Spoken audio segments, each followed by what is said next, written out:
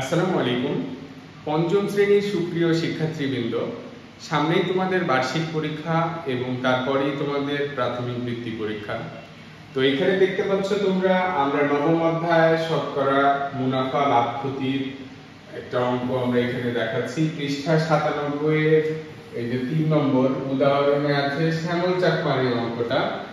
এই অঙ্কটা তোমাদের অনেকের বুঝতে সমস্যা হয়। আমি অনেক কমেন্ট পাইছি, তোমরা অনেকে কমেন্ট করেছো স্যার এই অঙ্কটা বুঝাই দেন। এই অঙ্কটা আমার বুঝতে একটু সমস্যা হয়।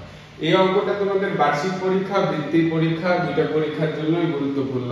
তো আমরা একটা ট্রিক্স শিখবো, যে ট্রিক্সের দ্বারা এই অঙ্কটা খুব সহজেই আমরা বুঝতে পারবো। ঠিক আছে? এইখানে বলেছে দেখো, শ্যামল চাকমা একটি ব্যাংক থেকে 4500 টাকা ঋণ নিলেন এবং বার্ষিক 8% মুনাফা আসলের উপর ধার্য করা হলো। 1 নম্বর বলেছে 10 বছর পর মোট কত টাকা পরিশোধ করতে হবে। এই অঙ্কটাতেই ঝামেলা, যেখানে পরিশোধের কথা বলেছে আবার 10 বছর বলেছে, এই অঙ্কটা আমরা করব কিভাবে?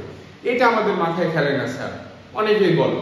তাহলে আমি এমন একটা জিনিস শিখাবো যেটা বুঝলেই তোমরা এই অঙ্কটা খুব ইজিলি বা এই ধরনের পরিশোধের অঙ্কটা খুব ইজিলি করতে পারবে। কি দেখো, এইখানে একটা জিনিস শুধু শিখো।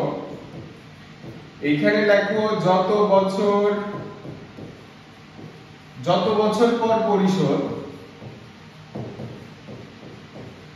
যত বছর পর পরিশোধ সমান তত বছরের মুনাফা, তত বছরের মুনাফা যোগ আসল। তাহলে এটা একটু বুঝে নি আমরা লিখলাম কোনটা। এখানে বলেছে যত বছর পর পরিশোধ, আমাদের প্রশ্নে বলাই থাকবে কত বছর পর পরিশোধ।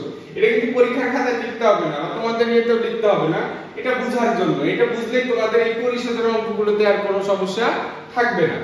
কি বলেছে? যত বছর পর পরিশোধ, এখানে 10 বছর পর পরিশোধ। যত বছর পর পরিশোধ তত বছরের মুনাফা। মেইন কথা কি, এখানে যত বছর পর পরিশোধের কথা বলবে, আমরা তত বছরের আগে মুনাফা বের করব। ভালো, তারপর ওই মুনাফার সাথে আসলটা যোগ করে দিলে আমরা পেয়ে যাব মোট কত টাকা পরিশোধ করতে হবে। এখানে পরিশোধের অঙ্ক খুবই সহজ।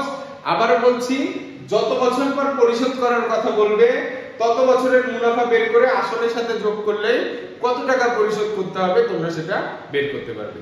আশা করছি তোমরা অঙ্কটা এই নিয়মে করতে পারবা। প্রথমে মুনাফা বের করে নিবা, যত বছর বলবে তত বছরের, তারপরে আসলের সাথে যোগ করে দিলে ইনশাআল্লাহ অঙ্কটা হয়ে যাবে। আশা করছি এটা বুঝতে আর কারো সমস্যা হবে না।